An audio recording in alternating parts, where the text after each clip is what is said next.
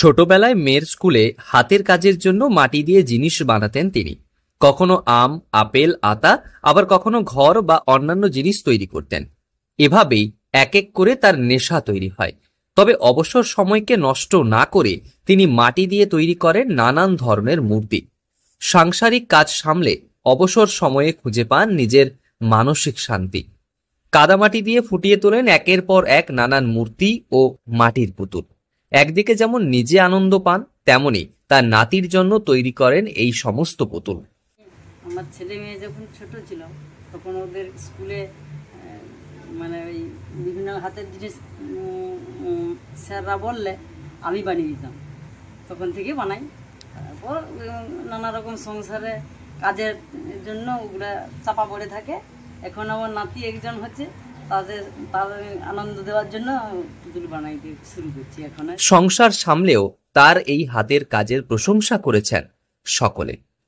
পেশাগতভাবে নদিয়ার কৃষ্ণনগরের মাটির পুতুল বিখ্যাত। তবে পশ্চিম মেদিনীপুরের প্রত্যন্ত গ্রাম সবংয়ের এক মহিলার হাতের কাজ অবাক করবে আপনাকে। সেই প্রায় বেশ কয়েক দশক আগে থেকেই শুরু তার হাতের কাজের চর্চা।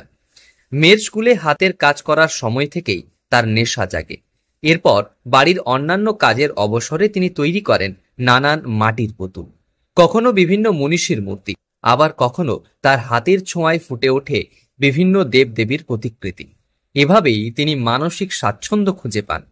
না, কেউ শিখায় না, আমি নিজেই আমার নিজের আইডিয়াতে বানাই। এই মাটি কোথা থেকে সংগ্রহ করেন? মাটি আমাদের একটু পাশের গ্রামে আছে, নুনা মাটি আনি। তারপর বাড়িতে এই যে মাঠে যে সুন্দর কষেটি মাটি থাকে সেইগুলো আনা হয়। পশ্চিম মেদিনীপুরের সবং ব্লকের গীতা রানী হাজরা বেশ কয়েক বছর ধরেই তিনি বানিয়েছেন শতাধিক আইটেম। উঠোনেই সাজিয়ে রাখেন তার হাতের তৈরি এই সমস্ত মাটির পুতুল। কখনো তার এই পুতুল তৈরিতে সাহায্য করে তার মেয়ে সোমা হাজরা। তো সেই শিল্প সত্তা সুযোগ পেলে, বই পড়া সুযোগ পেলে হাতের উল দিয়ে নানা কিছু বানায়, এসবও করে মাটির কাজ। তাছাড়া আমাকে গান শেখাতে এসেছিল, মা শিখে নিয়েছে নিজেও।